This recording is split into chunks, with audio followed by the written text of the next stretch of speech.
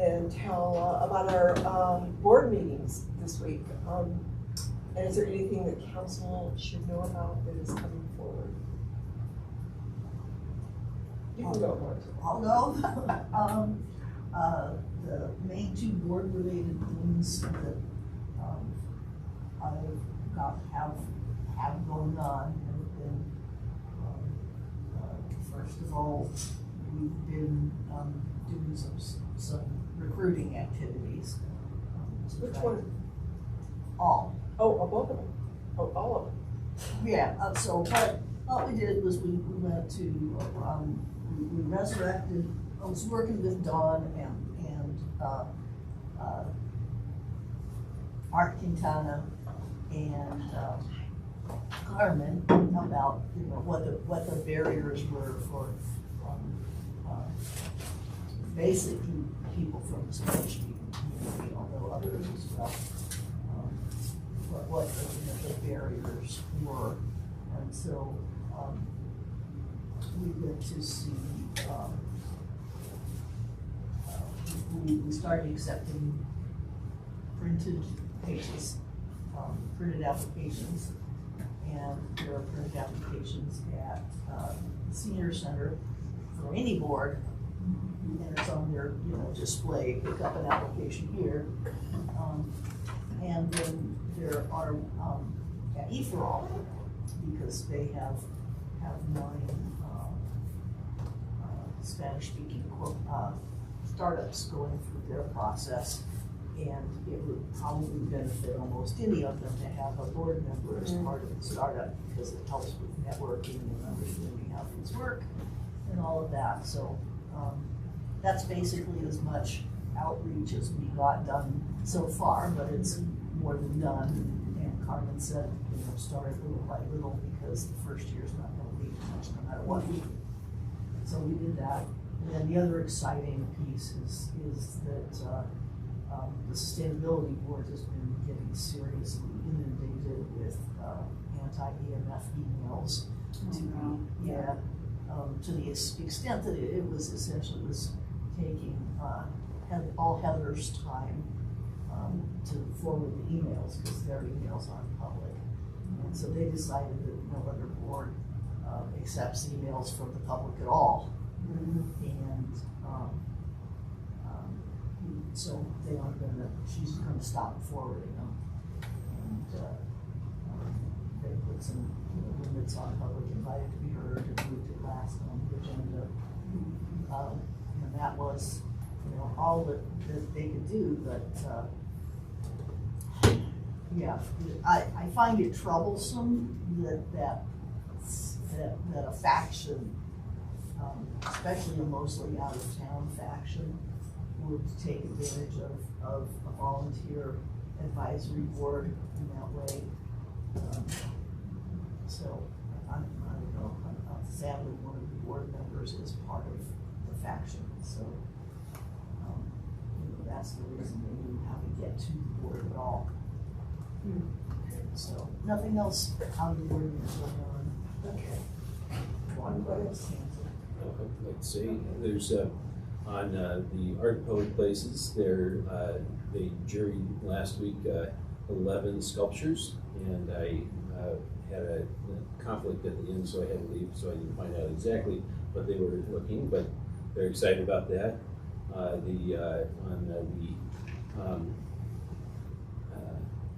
The RCAB board, they're still kind of gnashing their teeth around the A1 issue in regards to that. And in regards to the consortium of cities, there's this Jeff Calhoun with the Boulder Labor Council of the AFL-CIO, and Lauren Faulkner, if I'm saying it right, from Boulder City Council, that wants us to have some sort of take on a minimum wage initiative. And I've kind of stayed them off till I talk to you all to see what your thoughts were in regards to that, because I didn't want to, tell them yay or nay or full support or not. So maybe this is an issue that we need to vote on with council. Maybe at a date soon so that I can give them, our stance on it or what we want. Have others spoken to Jeff Green? Yes, and just to, are you finished? No, yeah, go ahead. Okay. So Jeff I asked him if he would be interested in presenting the whole initiative to council. That tonight wasn't a good night. And next week we're canceled, so perhaps in 2 weeks if he could come and really explain what it's all about. And so he's good with that. So I'll talk to Harold about putting that on the agenda. Yeah, my impression, I spoke with him as well, my impression this was about implementing legislation that was passed in 2019. And whatever that strategy is, that's as far as we go with the conversation. Yeah, and I think, so Yeah. he will be presenting to us. I did a lot more listening than I did talking. I just wanted to make sure. Yeah. Sean, if you want to catch me after, they were right up to the brink on that before we switched over. Right. So, and I think Susie, you did some representation of it yes, as yeah. And well. I very do have one initial. conflict on the 5th when they meet, and I'm wondering if you wouldn't go for me. Yeah, Yes, if- I guess, or whoever because is- I am the alternate. Okay, you're the yeah. alternate. should be. Yeah, I just have a conference I'm taking students to, and it'd be hard for me to Yeah. try to zoom in and everything, so I'll send them an email and I'll include you. Thanks, Brad. Shakita, you have anything? So transportation board meeting, advisory board was really good. It was really good, except that there wasn't enough participants on that Monday. Someone else moved out of the city of Longmont. Why would they do that? I don't know. So they didn't have a quorum to, vote on anything, but Glenn and Phil, had the presentation of Jim and Phil, had the presentation of 3rd Street and all the changes that's going on as far as the walkways and everything, and it took up like the whole table. It was really big, and we had public invited to be heard, probably around 10 people there. So it was really amazing to hear their suggestions, their comments, and then also, of course, their issues. So they were there to actually ask those questions for them, and they were there, and Jim and Phil were there to answer them, so which was really, really good. I told them, since we're down a couple of people on the advisory board, we should probably be recruiting them. So at least for them to think about applying. So it was very informative, and I appreciate all of the work they put into having that map and actually explaining every street that they're working on. So that was really good. It's really good. Yeah. Seymour Aaron. Planning and zoning was canceled, so there's nothing to report there. Historic Preservation Commission is about to go into their retreat in a week or two, and so they're finalizing their agenda for their retreat. They heard a presentation on 150 Francis Street, I think it's 150, that's coming for us tonight. Specifically, we're having to do around, there's some sheds or outbuildings that are in the right-of-way that need to be moved or demolished. And so they're getting an update on whether they were at any historic value, things along those lines. And then they've gotten pretty much their final update on the city and the developer of, I think it's a 7-Eleven or something, over on Zlatin, across from the Walmart, and the old Mary Dickens farm, has agreed in principle, I believe, so that the barn will be saved and a piece of the land will be dedicated to the city, is the agreement that I've heard, or that they were talking about, so they're happy with that. They still would have liked more, but it's gone back and forth a few times, and so they're pretty happy with this resolution. So, because of the dedication of land and such to the city, that might come before city council. LPM's meeting is Thursday, so I don't have anything really new to update from that point of view.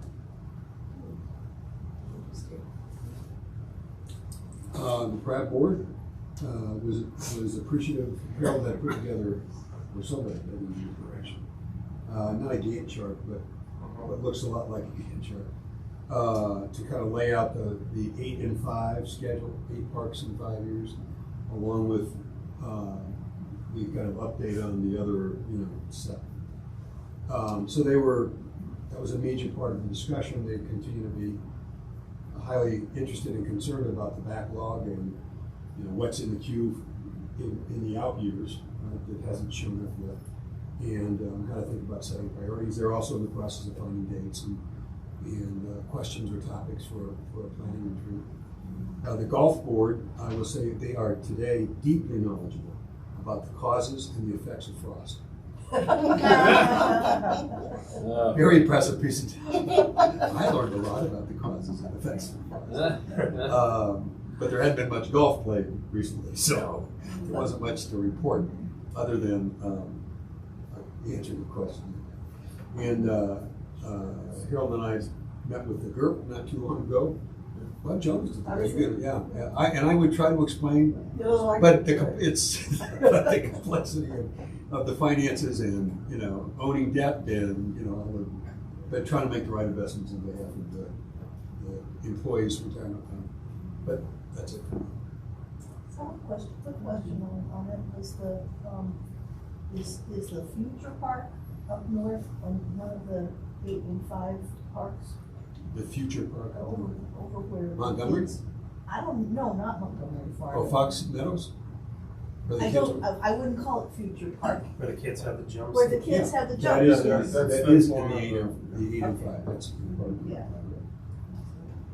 So to the GURP, that is very interesting. I like being on that board, but it's very involved, and I think it's really hard to have a retirement fund at 101 in a year and know everything about it. So I was very interested that the employee, who was there, Harold, the one employee that was speaking, I didn't know Robert. sitting where Susie's sitting right now. Yeah. I think that's what we're done. Robert. He was a good representative for the employees because he asks a lot of questions, pertinent questions. I was impressed that he's very involved with that retirement board. They should be happy that he's there. So mine, basically, we're all about transportation, and we are exactly where we were last time. Harold and Deborah Johnson, myself, Eric Davidson, Lynn Geisinger, and Phil are going to have a meeting, a Zoom meeting, to talk about partnerships for intra-city transit. I think I said this last time, which is why nothing's changed. We haven't had a meeting yet. So we're also talking about composting. There's a big discussion about a compost facility. And what I asked Marta Lochemy actually yesterday morning on a call is that, and I ran it past Charlie Cananis as well, is that composting is something that all of us should understand, so that when the residents come to us, we understand that there are different types of composting for different types of materials, different type of composting for food, for yard waste, for the dinnerware that is compostable, and napkins and everything else. And that when they say, I don't want this because it smells, we should know what type of a composting facility would help with that smell, or if we're thinking about down the road. So if you agree at some point, we'll bring it up. I would like to have a at our commissioner and city council meeting the next time that we have that explained to us by Charlie, because I always find it frustrating that everybody knows a little bit about different parts and we don't really know the whole scope of having a compost facility. So, education. So that's about it for me. I do have a question. I can wait till council comments, but it's specifically on where we are with A1 and who's talking to whom about some options. Would you rather do that now, or? No, yeah, I can do it now. We're just, I have been brought into the conversation. Our commissioners are on board with a composting facility, where it's going to be, from my perspective, or what little I know, is that the county has the dollars to build it. There's different pieces of land that we could look at, but Harold brought up a great idea, which I'm gonna run past Ashley Stoltzman, is that A1 doesn't have the facility to compost every type of compostable. So possibly, instead of building a new one, could we partner with A1 and expand their facility? So I'm gonna run that past them. There are several ideas that I'm talking about. It's my understanding the county has $9 million plus. Yeah. Based from, that's accrued from the sustainability tax. And they can build whatever it is. In the interim, I just was curious whether or not municipalities or municipalities with county commissioners had any conversation about what we could do together, either to cover the cost of hauling 40 tons of stuff that they couldn't compost, or that was that were contaminants. It's going to go to the landfill, right? Exactly, and that is why, I'm sorry to interrupt. Well, so if it's going to end up in the landfill, it's going to get in the landfill whether it goes from my house or from A1, right? And it just seems to be that the unlearning that we're going to ask our residents to do right now, when the time comes for them to relearn or to readapt, that is going to be a much steeper, or it's going to be a lagging adoption curve. And it just, if we can make a deal among the municipalities with our county commissioners to say to A1, we'll cover the cost, we'll collaborate, and the county has the money to haul that stuff away and keep sending even the stuff that they have to sort out. If it's going to end up in the landfill anyway, let's continue to work on the adoption. Are you talking about an interim? Yeah, an interim plan, right? And that's rather than taking steps backwards. That's my concern, that the cynics out there are gonna laugh and point their finger or shake their finger and say, "We told you," and the ones that were late adopters are gonna go, "I'm not gonna do this again." I mean, that's my concern. It's just when we were at a stage where we thought maybe we could get them, Yeah. more people to come on with this. Yeah. And thanks for bringing that up, because that was my second ask of Marta Lutchmean, is that also when we're learning about what composting facilities do, let's have the conversation about just what you brought up, different ideas together, instead of having it be like the Rainbow Nursery was, where it just exploded on us and nobody really knew what was going on. So I think education, open discussion makes more sense before we have any type of decision making. So I think as Charlie continues to research this, and Bob Allen and Harold and Ashley Stoltzman, and she and I are going to set up a meeting with, her name is Lori Sane, which is the Weld County Commissioner, who is semi-interested. Yeah. But it's worth reaching out. We're gonna And I think commissioner to commissioner is a better idea than. Yes. So, Lori is meeting with A1. Oh, she is? I think Bob sent that out to me. Right. And, Commissioner Savings? and I also suggested to the mayor, Tim, when he asked me about it, is if the county commissioners could reach out to the Larimer County commissioners and others, because I think there's an operational savings because we're all having this issue. Everybody uses it. Everyone uses it. We're all in the same position. It's not like there's not money to pay to keep people in this process and still haul the stuff away if it's going to end up in the landfill anyway, right? You buy some time to figure out how to help with that technology, become stakeholders and Exactly. A1 or whatever, whatever the options are. We need the discussion, yeah. So has not A1 already said that they have room to place a digester without tearing down their open window facility now so that they could convert over? I think that would be one of the first things we would want to know. I think they have I think it's an economics issue. It's an economics issue. Well, yeah, And it's cost, but if we built the digester, it wouldn't be an economics issue, it would just be a space issue. that's kind of the suggestion I've made to the folks that have talked to me is, I think there's a desire for Boulder County to say, oh, we want it in Boulder County, but my point is, if you already have the site where the land use is determined, at what point does it make sense to just try to invest in it, be a partner? It gives you control over time, you don't have to deal with the land use issues, and you're augmenting their operation. And that's where I said to the council members that have talked to me, that's where I think the county commissioners really need to engage. Yes.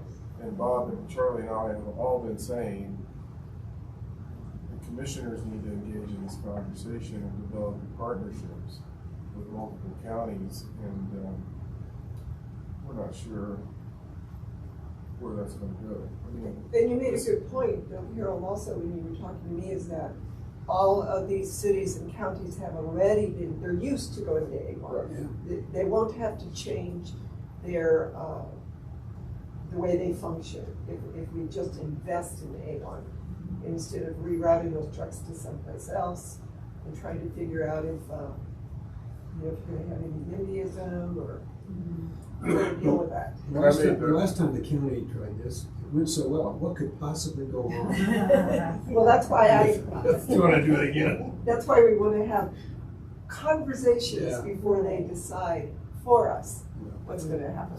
I also made the recommendation to Bob and Charlie to go to the other groups. So when I worked in Texas, there was a group called Texas Disposal Systems, and they actually went as far west as Alpine, almost to Waco, down south in San Antonio. They had this massive recycling facility, and then they have been composting for organics. They actually bridged the transportation gap by creating transfer stations. So if you're in Fort Collins, or it may be that we have a transfer station, let's say on the distal property that's waterfront, it has water funds. It's in there really for a short period of time, it's trucked out. And so they've actually cracked the transportation code by using these transfer stations so that not everyone's having to drive all the way out there. And that could be an augmentation to the A1 side. Interesting. So, part of the issue with going to A1 has always been the carbon footprint of hauling. But we're flaring 40% of the methane we produce for our garbage fleet? Or is it the other way around? We're using 40%, flaring 60%. Anyway, we could use, fuel cell trucks to reduce the carbon footprint of going out there, and that would probably have a whole lot fewer permitting problems than building a compost facility in Boulder County. Yeah, all those are good discussions. So if that's it, let's get started on the ethics. I sent everybody, did you get it? The kind of the makeup of what I think that we should be doing, and hold on. So while you're logging in, I haven't given my report yet. Oh my gosh! Go for it! Yeah, well, my computer decided to restart itself, and so I had to wait for it to get back on anyways. Susie, So- can you give us yours? Yes. So I just had the Museum Advisory Board and the library board meeting so far. And the museum was just giving us updates. There's a lot of partnership between them and Art and Public Places. Oh. And so there is a new installation, the Angel's Wings in the atrium. So it's beautiful. I saw it yesterday when I was there. And then the mural at the Spoke, the Breezeway, it's going to be a, I guess, when it has multi-medium. But this mural, it'll have a QR code that you'll be able to scan, and it'll cause something to happen. I don't know, a light display or some kind of display. So it was pretty neat. So I thought that was a fun thing to share. The QR code is up. It's already up? Okay, I'll have to go check it out. And the other was really talking about expanding their camps or programs. They awarded 73 scholarships for their children's camps, so that was good. And then eliciting team volunteers, so far they have 10 to help with the summer camps. The library meeting was more, they were asking a lot of questions around the survey, and I commend John and now his name escaped me. He was sitting right next to me for 3 hours. Our parks guy. Jeff. Yes. No, they were on top of it, and they answered a lot of really, really good questions and gave me a lot of information as well. One of the things that they're looking at, and it sounds like it would have to create a code change, but looking at their bylaws, I don't know if that's something that they could do on their own, but updating their bylaws and what are their goals and objectives as far as an advisory board. And so I don't know if Jeff will come to you, but I don't know, what's that? Council has to do that, so council via the ordinances creating boards, establish what their roles are, so that's okay. So as they look at their bylaws more and kind of have an idea, this might be something that I'll bring back for discussion and see where everybody's at with that. I know that they were looking at depth in what the tax initiative would fund for the library, which is essentially that branch, the capital. But they were looking at just really wanting to delve in and having guarantee that we will adequately fund the library to attain that preferred level of service. And so there was a lot of discussion around that, around what that looks like. But and I think just wanting to make sure that there's a commitment from the city that we're prioritizing our, I would like to call it social infrastructure, because it's not just the library, but also the museum, our parks. So A lot of the comments on the survey were along those lines. First, people did not understand that the sales tax was meant to be the operational expenses of the facility. They didn't seem to get that, but I think it would be good, before we decide what to refer, to have presentations on how the size of the sales tax were determined, because that would answer the library board's questions. Yes, yeah. So, no, I wanted to share that piece with you all. I know that they were interested, some of the members were interested in coming to Public Invited to be Heard to ask, for that commitment to further fund. And, something that kind of came to mind is I was concerned that the public would, and I said, you can do whatever you want. I'm not telling you no, but also keep in mind that, just from my own experience of being on council, is people convolute the two ideas together if they're both having to do with the library. If they're talking about one funding source and a separate funding source, they might convolute the two together. Jeff had also stated that as well. So, so we might have people coming to speak on behalf of that, or they might decide to wait. But they do want to come forward. So that was all. So staff going to be there during the, okay. Yeah, I mean, I think one of the things that we will talk about is when you look at the balkanization of taxes, there is a significant downside in that what we've seen where we have it, we've seen it more so in the public safety fund, is that when you have a sales tax decrease, what it did is it pinches that fund, and you can't, so there's two pieces. A, when you dedicate it in that funding source and you have to cut, you can't balance that cut out. The other side is when it's dedicated, and the more dedicated funds you have, and you're trying to balance that in the remaining part of the general fund, it pinches there too, which makes it harder to manage those budget shortfalls. And so we can talk at 30,000 feet on that, but that is something, depending on what you say, we'll have to bring back, because there are some unintended consequences When you say it's decreasing the sales tax, you mean sales tax revenues, not rates. Yeah, the rates, yeah, so let's just say you go into another 08, and if it's dedicated and you're predicting operational expenses on that, there's no way to cover it within those specific dedicated pieces, and you really can't cover it because you're also then have fewer areas to balance it out in the broader general fund. And so it starts pinching everything pretty hard. This may be a question for out there, but what was the staff's expectation in terms of the design of the things that could go on the ballot with respect to that? So I think what Jim and I were working with some language, but basically saying, here's what we're gonna try to do, but in the event of a downturn, you can balance the system. So you do have more flexibility. So it's a TBD, but there are ways to deal with it. We think before so, we to get say, that. here's what we're going to do, but in the event, theoretically, and we don't have it drafted, but in the event of an economic downturn, I forgot the language that we had, but basically you can cut the services that are there.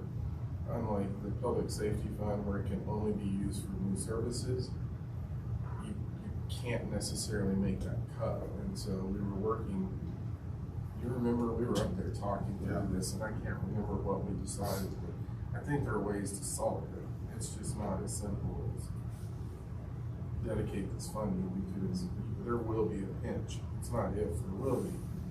And ensure you can minimize that exposure.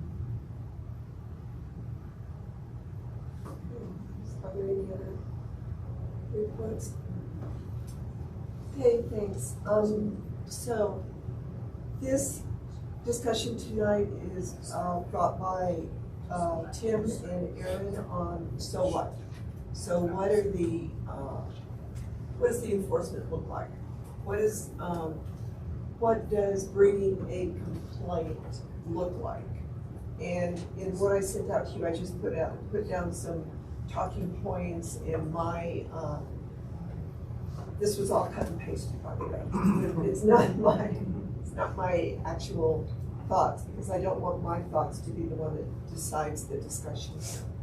But the one thing that I do want to keep in mind is that the difference between ethics, morals, and decorum are very different. And morals are what you personally, internally use for your conduct, for your ethical ability. Ethics, external, which means that there are specific things written down that with a committee, a group, organization, they're written down, they're explicit. So that is what I think that we should be addressing. What is the procedure for a complaint? And once it comes, or if it's decided that it comes back to council, so what? So what do we do with that? What is the enforcement? So the things that I looked at were, what we have here in our city now is censure. We can only censure. We are a self-policing body, and we have the ability to censure. We do not have the ability to recall. But according to Robert's Rules of Order, if we have an outside board or council or whatever you want to call it, we can give them the authority to recall, if that is what this group would desire to do. So, you know, I put the issues from Denver, from what our city charter says, and I don't know if you read that. Do you want me to read it to you? Do you? What our city charter text? Well, our city, yeah, city charter says the council or a committee, board, whatever, duly authorized by council, shall have the power to investigate the official acts and conduct of any officer, an officer being a council person, or employee of the city, and may compel the attendance and testimony of witnesses and the production of books and documents. In other words, whatever you can to make the case either for or against. the council has the right to do that.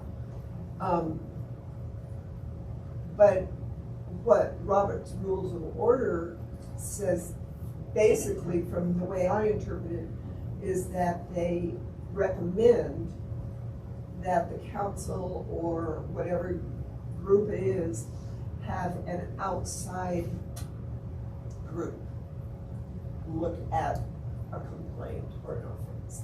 So let me read it and see if that's how you interpret that. Robert's Rules of Order says, if members commit offenses outside a meeting, the procedure is to initiate action by introducing a main motion authorizing an investigating committee or board. The motion should not make charges, but only present a problem that merits investigation. If the motion is adopted, the committee should discreetly conduct a thorough investigation, including a conference with the accused. So these are the recommendations that I found to bring forth for you to consider. And then there are some sanctions from some of the other cities. So my question is, Joe, that it sounded like you said that this committee that Rules of Order refers to has a providence, that it exists somehow. But the piece that you read didn't say anything about that. The committee, I couldn't tell whether the committee was formed on the spot or. Oh, it doesn't say that. Yes, okay. No, it doesn't say either way. No, Okay. no, and that's not what I meant. That's why I read it. So I just. So, go ahead. Okay, I have a question. So, I'm sorry, Mayor. I was just trying to, kind of thinking out loud, because the last time we had a recall in the city was probably the late 80s, early 90s. Basil Irwin was directing staff outside the city manager to do things, but it was the community members that found it offensive and then brought recall against him. And that was the only successful recall that I've ever heard of in the city's history that has happened. So my concern is when somebody does something, like in Boulder Valley, we're all being trained on Title IX issues right now because of the stuff that's happened at a couple of our high schools. And so in turn, we've had this, everybody's required to go through an online training where they have to document their testing on it and knowledge of it and everything like this, and that they view the videos and everything. And some of that stuff is what I kind of feel is maybe the sort of thing that gets a person's ethically in trouble, because they, and I suppose there's this decorum side of it too that is there, but the issue that I see is that wouldn't some of those things be headed off if we first made sure that we had something like this in place? And we have plenty of examples from St. Vrain or Boulder Valley that are now aware of it and have the resources that they can provide us. That some third party has vetted and created, so it's not like the district itself is creating it. So it probably is something that somebody you can literally buy to advise your staff, on ethical behavior, decorum behavior, and stuff like that, and which would be some of the things that maybe somebody would get in trouble with. And would be on this, it's besides the idea of talking to accidentally, send in return all or some sort of thing like that when people don't, aren't really trying to create problems. When I served before, we were at CML, and the council directed the mayor to vote on some legislation that CML wanted our input on.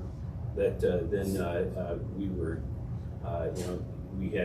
we felt we had public support on, and the mayor went and voted completely and totally against what we had recommended. And I caught him on it, and in this case here, that would have been an issue. So, I'm a little confused about what you're saying.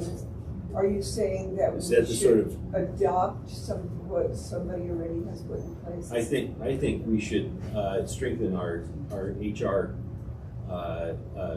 criteria, even for council members to have some sort of training yearly, just to make sure that they're aware of it. That would be the first thing, instead of putting an ordinance, which would just be a good housekeeping thing that would protect Harold and everybody else in the system, and all the employees. And I think that some of the issues that would come out of an ethics committee, out of an ethics commission, how often would we use it? I don't know. That's my biggest worry, that how often would we use it? I understand when we have our police standards board, they use it quite often, having served on that and knowing that, but that's also a personnel matter. And so we had to go in and look at the personnel file and read over it, and then read over the circumstances of the situation and determine as a group afterwards what was that. But that probably happens more often in that setting, So, and that's why they have it. Sean, are you saying that you don't think we should do this? I'm not Yes. certain that we should. Okay, yes, I'm not certain that we should. I'm just concerned how would it be weaponized later by some future council or mayor in a way that would really throw the city in turmoil. That's Okay. because I. So I let's go have around, and that's a good confidence point. in you. So Shakita, do you think that this process is worth going through? Do you think that we should have a process for complaints? I think we still, as a council, need to discuss the purpose, make sure we have a clear understanding of what is the purpose of the ethics committee. I think that is number one, making sure that we have, I just took a few notes, making sure that we understand what the purpose of having it for. We may all have our own interpretations, like to keep us from getting in trouble. Making sure that no matter what, I agree with you on the training. We all should make sure there should be training with new people, like even myself. And at the same time, understanding what the roles are. Okay. So I think that's very important. I think that that's first and foremost. And how does that overlap with the Robert's Rules of Order too? I think we just need to define what the purpose of this committee, the ethics committee, and that we all should, if we decide to do it, we need to make sure we all agree. And then also making sure that just because someone does something wrong doesn't mean they don't get a second chance. Because we are human beings. I'm just saying, I just want to make sure it's not to like point fingers at people, and it's like, okay, how do we train? How do we make this better, right? For them and the next counselor. Okay. So I think first for me personally, I think we need to make sure we understand the exact purpose of this ethics committee. Okay. Aaron. So I think I spoke to this when we talked about having this meeting, that I think being a self-policing body is not particularly useful, especially with censure being the heaviest repercussion that we can dole out as a self-policing body. So I think it is worth exploring, whether it's an ethics committee or just having somebody, as I've spoken with Harold about, former federal agents or former detectives or hearings officers, having that kind of person instead of a committee. It's just a person who's completely non-biased and all that. So, and also has investigative background of some sort. So I think that's another option besides a committee per se. Okay. I think that having things sent back to the city council can just fall right back into possible politicization of factions on council, and I think that there needs to be, if there's not the consequence of a hearings officer, whoever that non-biased third party is, having the ability to say, have a recall. If say, I don't think anybody on this council is like that, but if we got George Santos and somebody completely makes up their background and gets elected to city council, right? It's just not, just not an upstanding individual. That there's there's some sort of function to deal with that outside of, because you'll hear it all the time from the public is that even if they wanted to, many of them do realize how expensive it is to get somebody recalled, and knowing that that might not even work in the first place. And so I think a lot of the public is not interested in trying to recall people because of how expensive and how tedious that process can be for them. Yeah. So, I don't know, I read something in the paper this morning, wasn't there, left to the Oh, other? yes. Suggesting we all be recalled. well, Right, for doing something that's not in our power to do. So, It's that. So I do think we ought to be clear on, if we're gonna do this, on the so what question. And I did read what you sent in, and, you know, it provokes other questions for me about where does the authority start and end, you know, to And it find should, somebody or for recalls, and that kind of thing. So I honestly, I'm an agnostic on the need or value of having a committee. If it were just Tim Waters, and I felt like, you know, it was up to me, I would agree on the protocol would be to bring in an administrative trial judge, which are, you know, I guess, retired former folks who sit on the bench who do this for a living, right? They conduct investigations and make recommendations based on the law or whatever, you know, standards we have, just to simplify a process. I think any of us, if it's not clear now, then we ought to clarify in rules and procedures that if somebody believes there's been a breach, there is a protocol to follow, and we ought to be clear on what that protocol Right, is. we don't have one, so. So for me, I've carried around. This is a you know, version of the slide deck. It's dated June 10th, 2015. I've been carrying around for a long time. My dad photo. Maybe one of these days, you know, maybe this will become useful. But it's off the CML website. It's that you talk about training. This is their training, or it was then. It's probably been updated. Pretty good. If you look at the slide deck, they kind of take you through the differences between what's an ethical breach versus a legal or moral, you know, deviance or variation or whatever, and the questions to ask, you know, how to think about holding yourself accountable. It seems to me that in terms of a process, even before we get to a protocol, it would be worth bringing in CML or something like that. I mean, this one is designed for city council members, and then see what kind of conclusions we might reach about how much farther to go, whether to think about agreeing on a protocol that would be triggered if there's a complaint, and then an administrative trial judge. Sean, when you made reference to keeping Harold clear of something, I wasn't certain what you were thinking about. You have something? I was just saying that any administrator, when they have an employee do something, or a member of their council do something, whatever, or their leadership team, it has, like it or not, there's a reflection on the top person. So, you know, I want us to be proactive, and that's why I think every year, just like the school district, every employee, even the city council members, even though they've seen it, it's that. So you were talking about training. Yeah, training. And they know there's certain things that, of course, you're going to get. That you've been told, you signed off on it. You said you took the testing training or something like that. You know, the idea of a standing committee, it's like, I don't know. How often would a standing committee be utilized? And you know, in my experience, not very often, if ever. And then, if not that, then the alternative is something like an administrative trial judge. But at the end of the day, I do think the so what is pretty limited.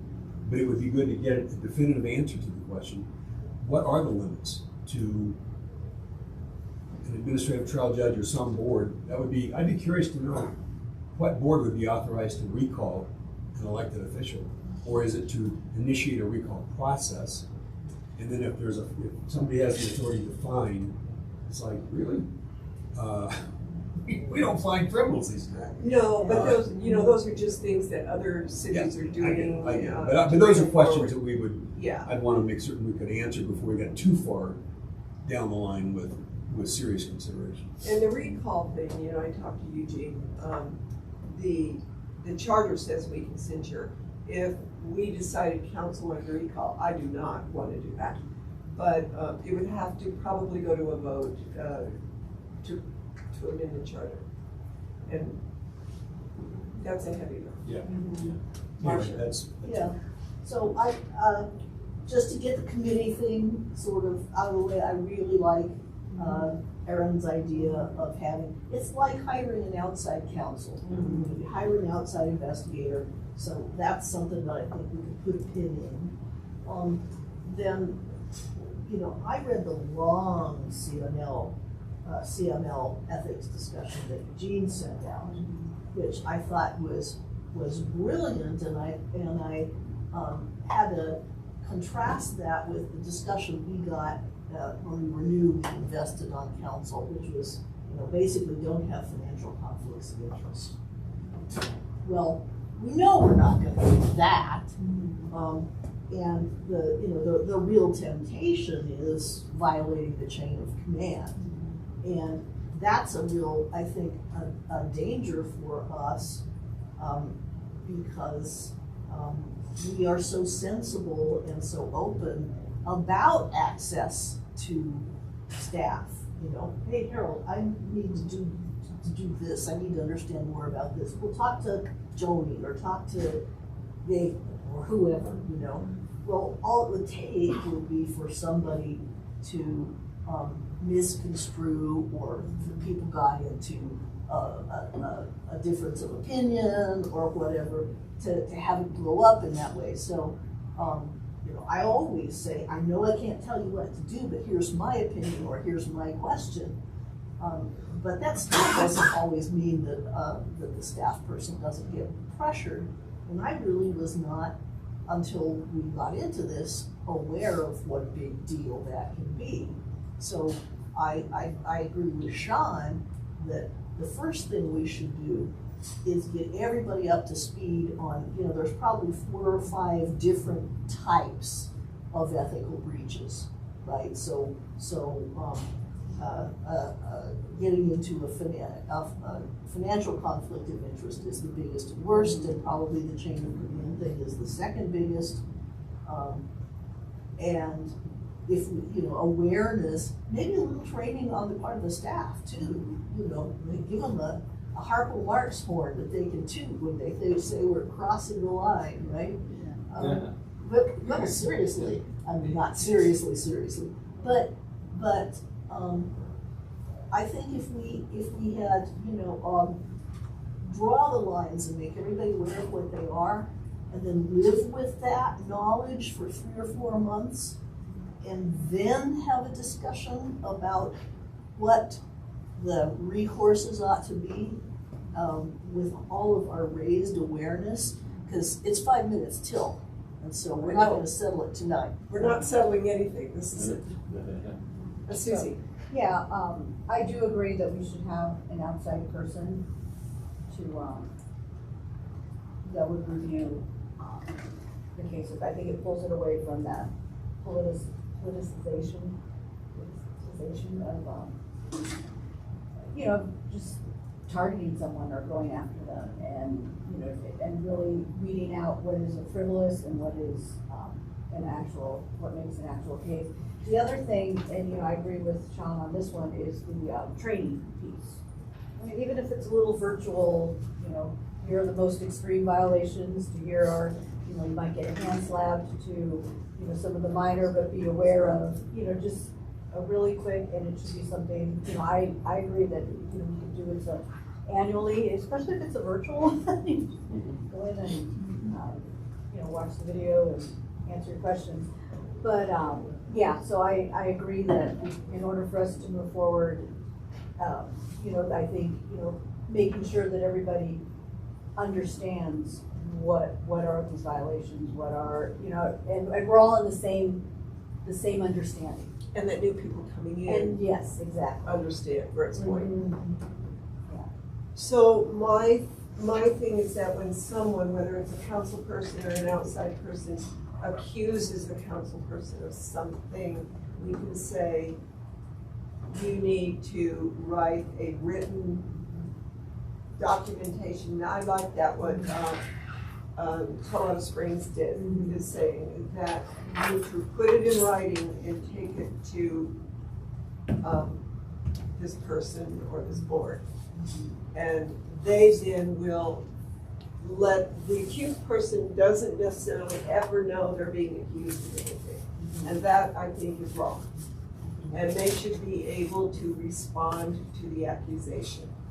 And that's why I like the Colorado Springs one. They're given some, this is what you've been accused of. We'll give you 2 days to respond, or a week, whatever.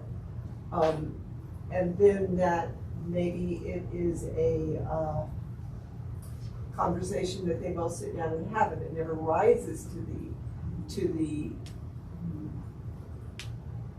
rises to the top of having it blow up. But if whether it is a judge or whoever, or 2 or 3 people, I don't care, that's what we have to decide. Then they can tell us, council, this is frivolous based upon this rises that we need to investigate this based upon what your code of ethics is, based upon what the law says. And so we are going to have an investigation of it. I think having a council person accuse another council person without any way to have a discussion from the accused is wrong. It is just wrong. And then to have 2 or 3 council people decide what happens. We can't self-police that way, because there are things that come into it, trying to control a vote. You want them off the council. Is it your moral ideal of what should happen that is influencing that? Or is it actually legal, following your code of ethics? And I don't think that staff should be involved in policing council. They need to say, you need to take this back over to the board, or to the, refer it to the board. We do not solve council problems. And then if it comes back to us, that's where the what was. So what comes in for me is that then if it's referred back to us, then so what? What does council do with it? Do we censure them publicly or privately? Do we take them off of boards? They can no longer be a liaison for a board. Those are the things that we need to decide. But I really think we need a procedure for complaints. And who does that go to? So that's what I think we need to think about. Are we going to go, or are we going to drop this whole discussion? So we can't decide now. We should probably go have a council meeting. Yeah. Yeah.